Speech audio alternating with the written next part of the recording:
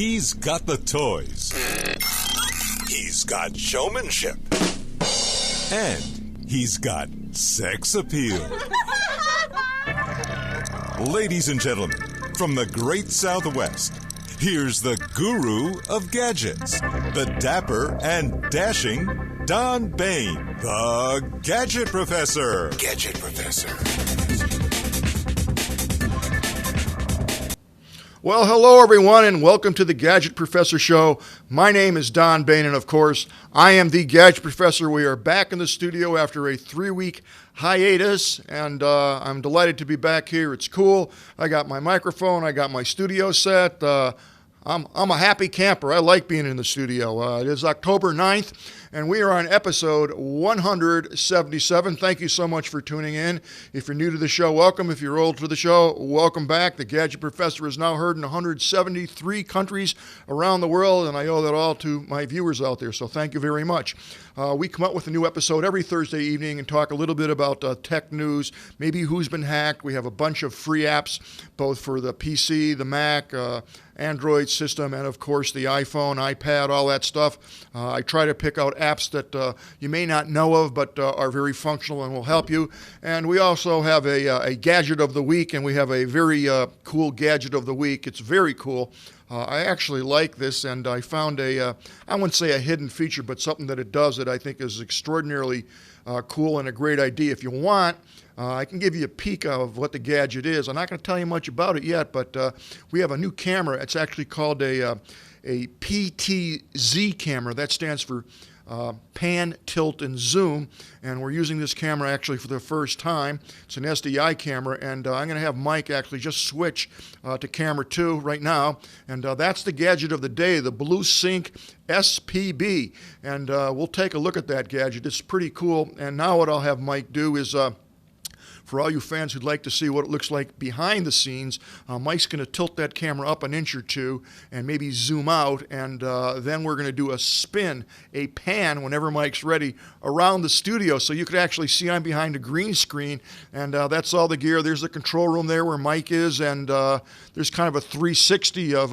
what the multimedia communications studio looks like. Very modern, and someday we'll go behind the control room there, right there, and take a look at all the gear that's back there. But as you can see, I'm here in a green screen, and magically we will go boom, and we will go back to our studio. So I don't show that to many people, but you're my fans, so what the heck, I can show you what it looks like in real life. Nice to have the green screen and have the studio back here.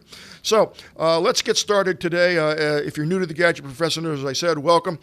Just go to thegadgetprofessor.com, thegadgetprofessor.com, which is our website. Brand new website. I got a picture of my mug up there now, finally in the upper left-hand corner. I'm still working on it, but I didn't have a lot of time to play with the graphics. We'll get there shortly.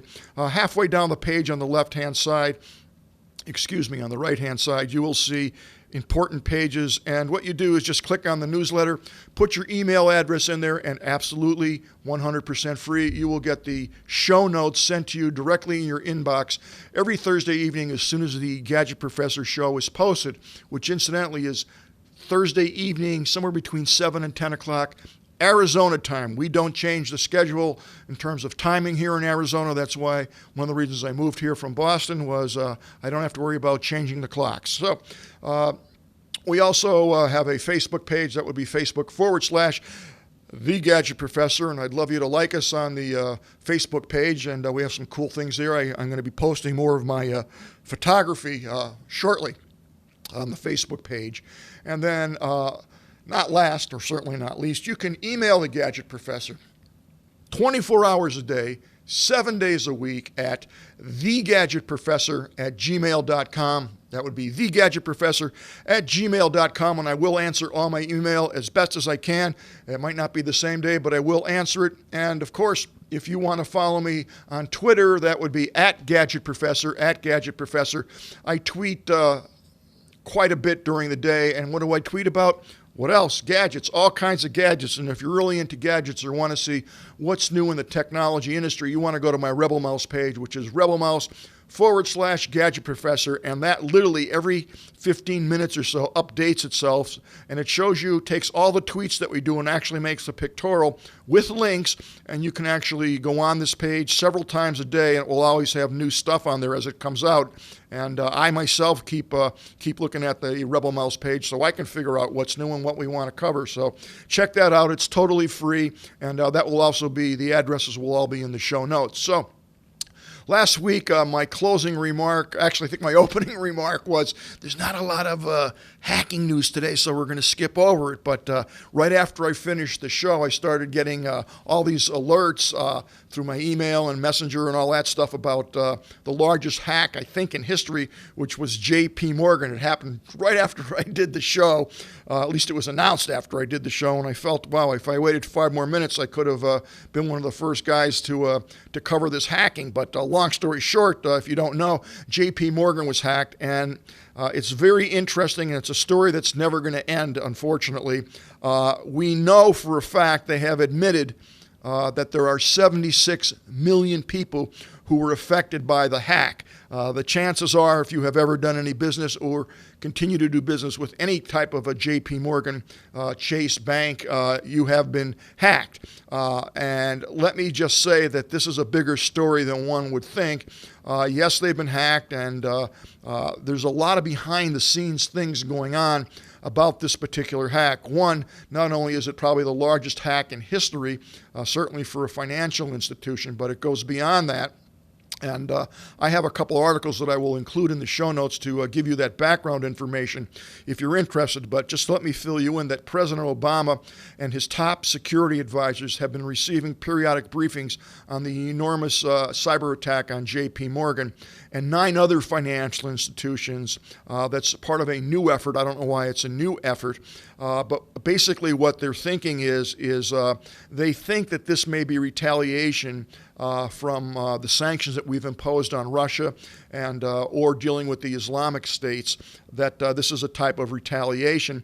And the question keeps coming back, is this plain old theft or is it Putin retaliating? One of the senior officials said. And I'll let you read the article for yourself. I don't want to take up a lot of time, but there's a lot of behind-the-scenes stories still going on with this particular hack.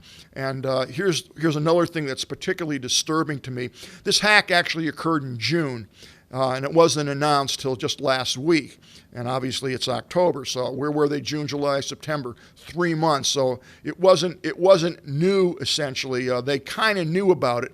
But the thing that's upsetting to me is Chase will not reveal how many people were hacked. We know that they've admitted to 76 million, but people believe that it's a lot larger than that, double, triple, I don't know. But I'll keep you appraised of the situation, and if you really want to dig into it, you can check out these articles. They're fascinating to read, scary to read, and what you have to realize is it's just not like a Tom, Dick, or Harry on the street or a young kid who decides to hack into these places. These are planned, strategically planned, scientifically operated, systematic hacks.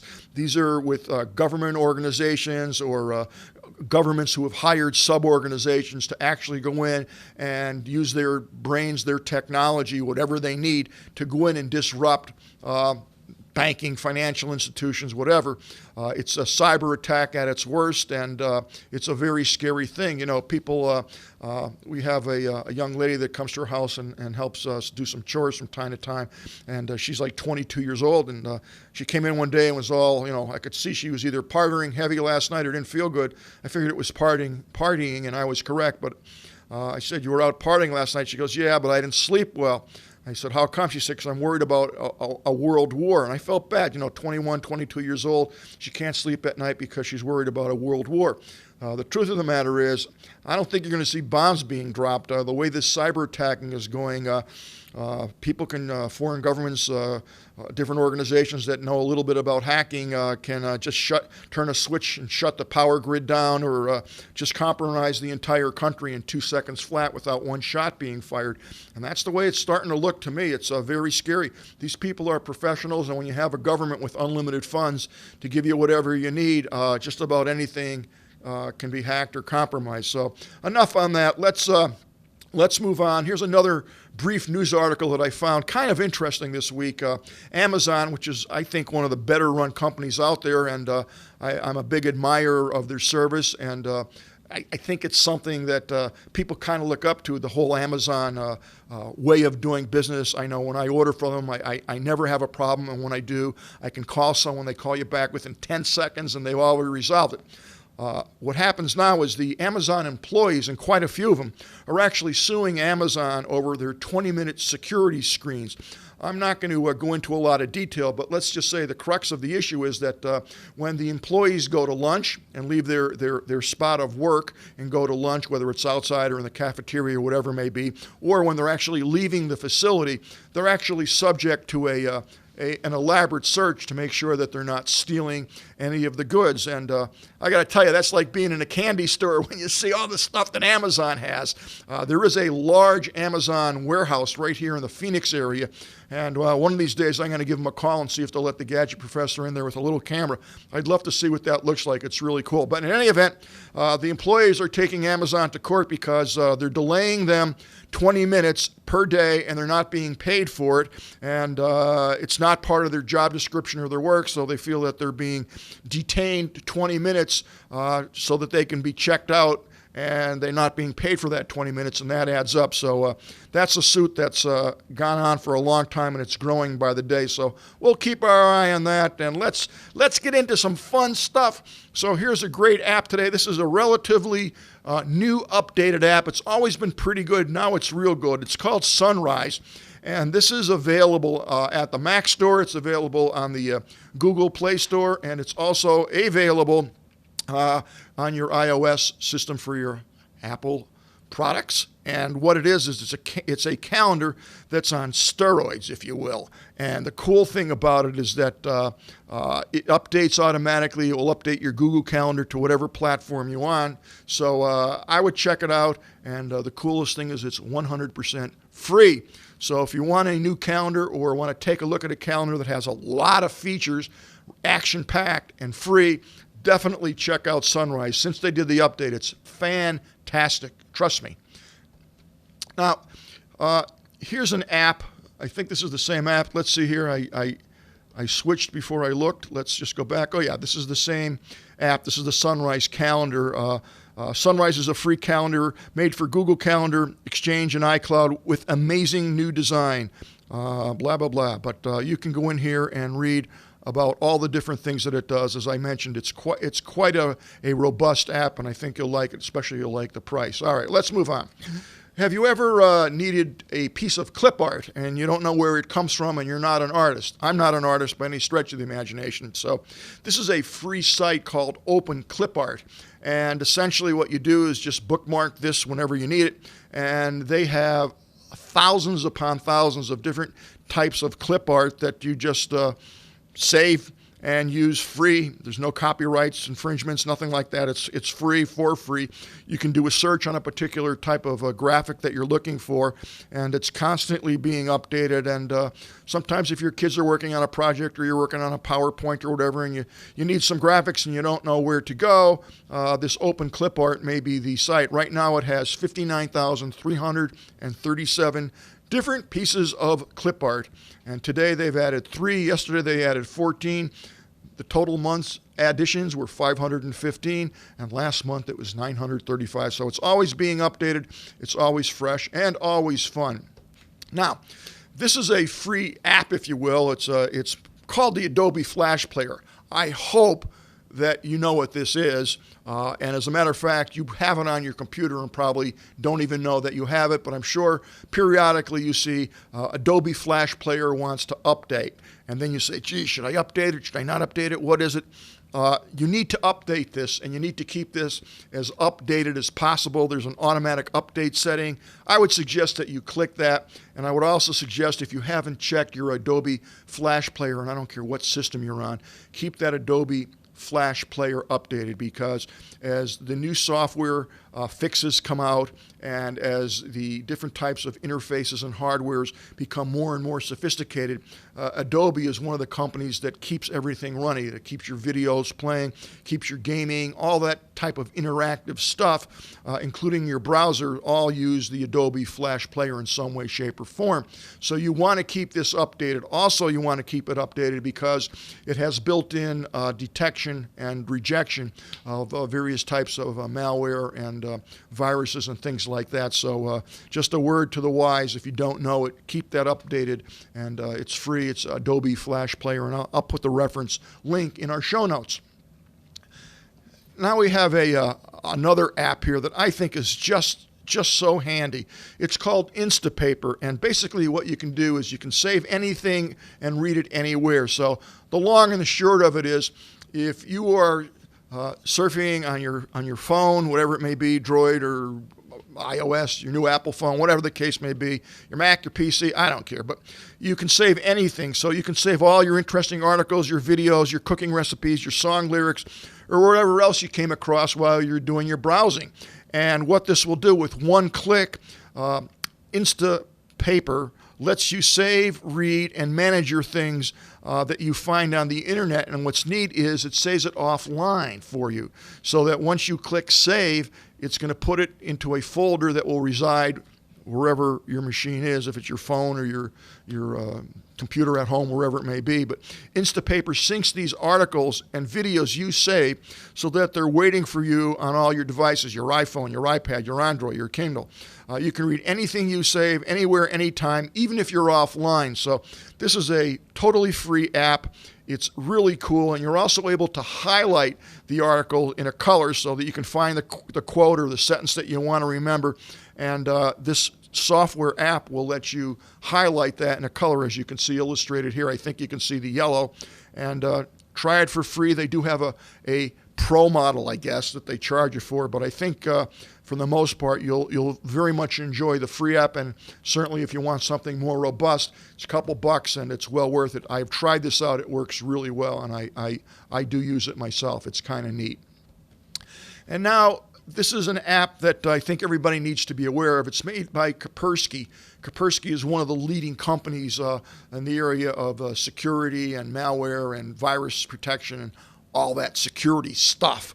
So this is a free app that you download. It's called the TDSS Killer, free download Rootkit Remover. And this is developed by Kaspersky, as I said. And essentially, installing this particular app is very simple and easy to do. When you install it, it will scan your system. That takes about 15 to 25 seconds. It's totally free.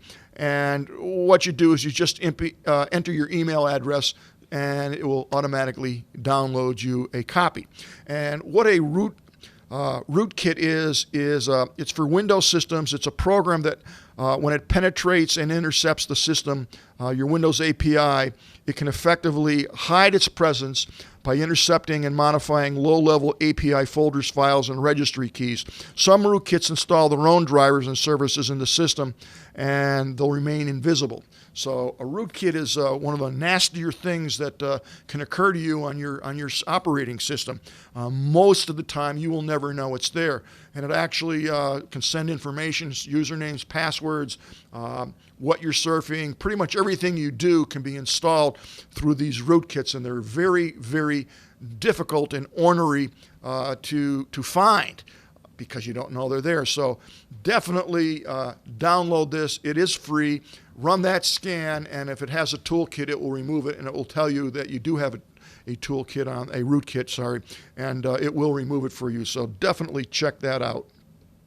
Now here's a program that's been around for quite some time, and it's still getting accolades. It's called Audacity. This is version 2.0.6, and Audacity is a program that's primarily used for audio recording, and many podcasters or many people will use Audacity if they want to copy a voice transmission like I'm doing now, a podcast with no video, you could use Audacity. If you want to make any kind of audio recording, if you have records still, or if you have CDs or DVDs and you want to copy them or alter them or edit them, add reverb, add compression, special effects, delay, Audacity is a free download, and it has a ton, and I do mean a ton, of special effects features that you can easily learn. There are hundreds, literally hundreds of different types of tutorials available on the net, available for download, that will teach you how to use Audacity. There's a huge forum and an enormous community that talks about Audacity all the time. So if you're ever thinking about taking those old LPs, if you still have the turntable, or your cassettes, your CDs, whatever it may be, this is the program that you'll want to use. So check that out. It's called Audacity. And now we are actually going to switch to camera 2, and we are going to take a look at the gadget of the day. Folks, this is an insane gadget. It really is cool. It's made by a company called GoGroove, and it's called the BlueSync SPB, Bluetooth speaker, FM radio with a battery backup. This little puppy does 3 or actually 4 things. As I mentioned, it's a Bluetooth speaker, which we know how they work, and we'll take a look at that in a second. It's also an FM radio, which I'll show you how that works, and it's also a battery backup. So it does 3 different things, and I'll actually show you a 4th function. Let's take a look right now while we're on camera 2 at some of the inputs and outputs so we can become familiar with it. So actually, I'll switch back to the main camera here. So this is the device, and actually I got to go back to camera 2 because I'm going to show you 4 different pieces of connectivity, if you will, on this. And I'm trying not to move from the microphone. So I'll hold this in front of camera 2. We can probably zoom in it. So on the top, you're going to see where the unit, there you go. We're going to focus that up. I love that camera 2. So there you go. Nice camera, Mike. So on the very top of the screen, you can see that there's a little access port, and that's where the charging cord goes in. So that's simple enough. The next jack down, that's still out of focus over here, Mike, a little bit. Mike's going to try to crisp that up there. There we go. The second jack down from the top, you see that round black circle. That's actually a headphone jack or an audio output jack, which I'll show you in a minute. The third feature down, everybody recognizes as the USB input, and that's simple enough. And then the last dial, the big round head here, right there, that's actually the volume control. It also will change the FM channel. And this is also a Bluetooth speakerphone, and it does allow you to, there's a mic built into this, so it does allow you to take calls from your cell phone, from your smartphone, while you're listening to music on the speakerphone, and talk over the phone on this box. It's very light. There is no battery that comes with it. This is the whole agenda, if you will. On the side here, there is an on and off switch. I'll try to go back to camera 2 there. You can see the little switch, and that has 3 positions right here. There's 3 positions. There's off, there's music, and then there's the pairing Bluetooth switch, which is all the way up. So let's go back to camera 2, and I'm sorry, we're on camera 1. Camera 2 is the close-up. So it comes in this, I don't know, gun green, I'll call it, kind of metallic green. The back is gray. I don't really care about the color. So when you get this device, you're going to get 2 plugs, 2 cords that come with it. You'll get the charging cord, which, as I mentioned, will plug into the top here, like so. And then you're going to put this into your computer to charge it up, or you're going to put this into a power pack. I highly recommend you put this into a USB 5-volt power pack. What I find is that the computer, if you charge it from the computer, it will charge this device, but it takes a heck of a lot longer. So I found that by plugging it into an actual USB charger, and it could be any USB charger, there's more amperage with those, and you'll get a quicker charge for sure. Now, when this unit starts to charge, I know you can't see it. Maybe on camera 2 you can. We'll try it. There's a little small dot right below the headphone jack. You can see that. It's right there. It's a little teeny dot. That's actually the LED, right where my fingertip is. That's actually the LED. And what happens is when you charge this unit up, it will be red when it's in the charging mode. You'll see that LED flash red. When the unit's fully charged, it will go green. So it takes about an hour to 3 hours to charge this up, depending upon how much charge was in it when you got it. You know, when you get any type of a device that has a battery in, I always top the charge up before I use it. So that's just a good thing to do in general. So you will get that cord, the charging cord, and you're also going to get a what I call a male pin-to-pin jack. We'll take a close-up on camera 2 of that. Okay, nothing special about that, but this is one of the coolest features of this device. So let's get into it. Let's see how it works. Now, what's really nice about this is it surprised me. It actually talks to you. So right now the device is off, and I'm going to actually turn it all the way on right now.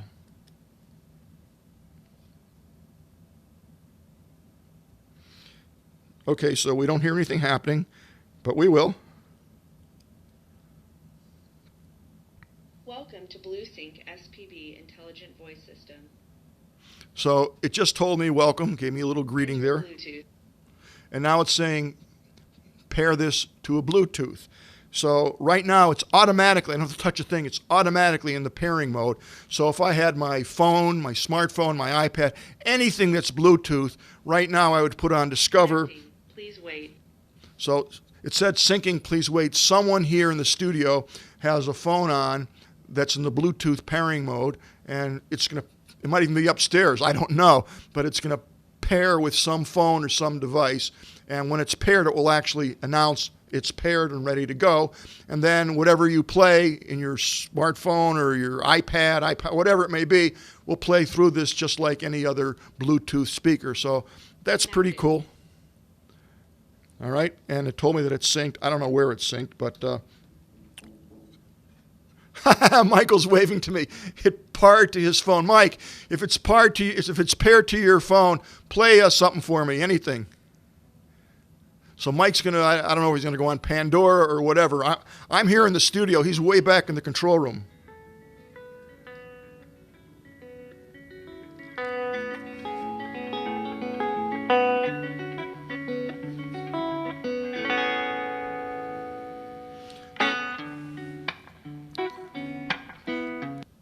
So I just turned that low, now I'll turn it up higher.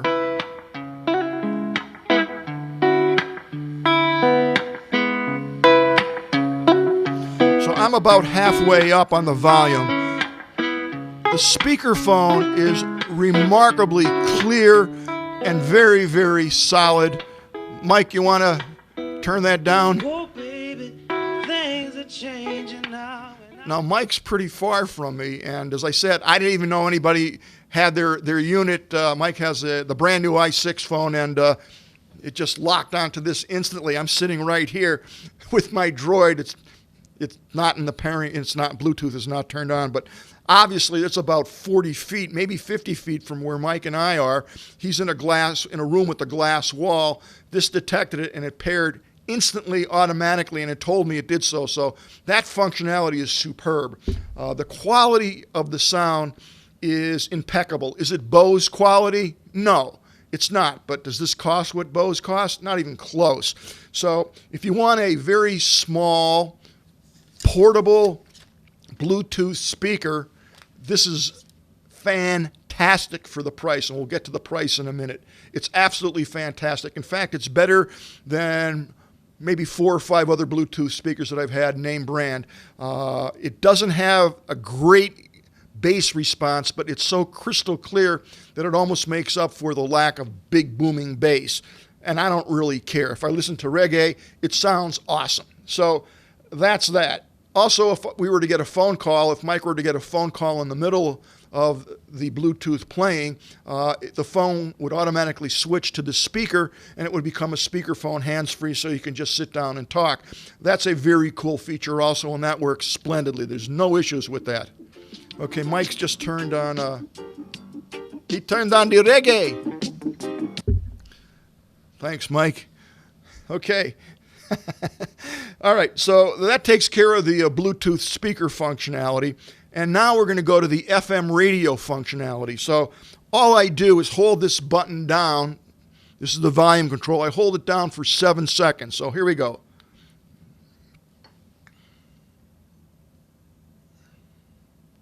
Maybe it's 8 Enter seconds. FM. Okay, so it said enter FM. It's in the FM mode. Now I'm just going to click this once, and it's going to find a station. 8.3 megahertz. 88.3 megahertz. It tells me what channel it's on. Now you got to remember, I'm in Arizona, so there's a lot of Spanish channels. So let's see if we can get another one. 89.1 megahertz. 89.1 megahertz. It tells you what's on. I'll click it again. 89.9 megahertz. So essentially, every time you click it, it moves up the dial, and then it announces what channel you're actually on.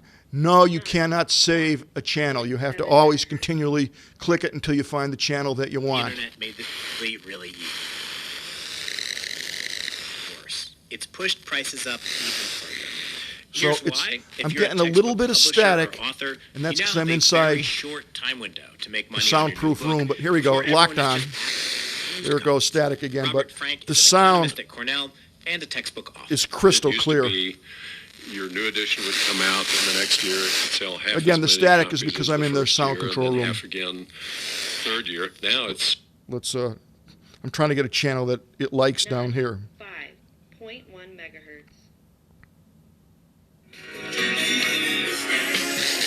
It's pretty loud. So that takes care of the music FM, which is a very handy thing. So if you're out somewhere and you have nothing with you, you know, your iPhone doesn't work, your iPad, whatever, you don't have to be on the internet. This will actually pick up the FM signal. What a very clever idea and a unique idea. And then second to last but not least, another function of this is if I turn the switch all the way up to the top, this now becomes a charger. So I have 2,200 milliamps, and I actually can plug the USB cord into this device, which would be here. And now I can plug this into my cell phone, and I'll get a charge. So it doesn't matter what kind of smartphone I have. 2,200 milliamps is a little on the low side. It's not going to charge a large tablet. It certainly will keep your smartphone going for quite a while. So it does three things. It's a Bluetooth speaker, which is great. It does a second thing. A side issue with that is the Bluetooth headset, speaker-free phone. The third thing that it does, of course, is the FM radio. The fourth thing that it does, as I just showed you, is it's a charger. Now, the only problem with the charging part of this device is that they use one battery. So if you've been listening to the FM radio for a while, or using it as a Bluetooth speaker for a while, you're using the battery capability. So what happens, your capacity is going to be reduced. So if you're expecting to play this for 2 hours and then charge your phone a couple times, it's not going to happen. What would have been nice if they put a separate charging battery in this, but again, it's all a function of the price, and we'll get to that in a minute. And then the last thing that it does, which is just a super cool thing, is that by plugging in this male plug into the headset jack, you can do two things. Of course, the headset jack is used for just that, a headset. So if I wanted to not use the speaker portion of this on the Bluetooth, and I wanted to put the headsets on, like Mike just broadcasted some music to this device, I can just plug my headset in here, my headphones, and just put it over my head, and now this can be used as a volume control, and I've essentially turned my headsets or earbuds into a Bluetooth device. Now, right along that line, I now could take the same jack that I put for my headset, put the male-to-male pin connector in here, and now I take the other end of this male pin connector, and I can go into my car, and if there's a mini jack there, or I have a stereo at home, or any other device that takes an audio input, most of your internet radios have that, and I plug it in, this will now pair whatever you want to be Bluetooth as long as it has a mini jack for an audio input. So that is just a phenomenal extra that will allow you to pair whatever you want and make it Bluetooth, your headset, your stereo, whatever the case may be. So this is a very, very functional device, and I think one question that needs to be asked is the sound from this as good, equal, or better than my smartphone sound? And the answer is yes. This does have a much crisper, much clearer sound, certainly than the Galaxy S3. It has a better sound than the iPhone, the 5S. I haven't tested it out on the new iPhone because Mike won't let me even touch it. But the quality of this speaker is crystal clear and amazingly good. And the last thing, of course, that we need to check out is how much? How much? Well, if you go to Amazon, they sell this for $49. For $49, it's an extraordinary buy. The ability to have the FM player, to have a charger, and to have a high-quality Bluetooth speakerphone, and also a high-quality Bluetooth player, if you will, to play whatever it is you want through it. $49 is a phenomenal price for this. It works real well, and it's a good deal as far as I'm concerned. Also, if you want to save a little bit of money, again, this is $50, we'll call it, from Amazon. CNET did a really nice write-up of this, and I didn't know it till I started doing my research, but they have a coupon that you can actually buy this entire unit for $34.99, so that's $35. They give you a little code to put in there. That will all be in the show notes, and you can get your GoGroove BlueSync SPB Bluetooth wireless speaker receiver and FM radio with built-in USB battery power pack for $39.90. Phenomenal buy. This makes an excellent present for someone who's graduating or going to graduate, and I give it straight A's. I can't really complain about it for the price. It's excellent, and that will wrap it up. Also, you get your little instruction book that tells you how to do everything in 7 languages. I think you'll enjoy this device. It's well made. It's very easy to, very portable, takes a charge fairly quickly, holds a charge for up to 10 hours. It's a great gadget. That will wrap it up today, folks. I'll see everybody next Thursday. So long from the Gadget Professor. The Gadget Professor is produced by Don Baine. Multimedia Communications, LLC. If you would like your product reviewed on The Gadget Professor or would like to appear on The Gadget Professor, contact us via email at thegadgetprofessor@gmail.com. The opinions expressed on the program by the host, guests, call-in listeners, or chatters are solely the opinions of the original source who expressed them. And thank you for watching The Gadget Professor.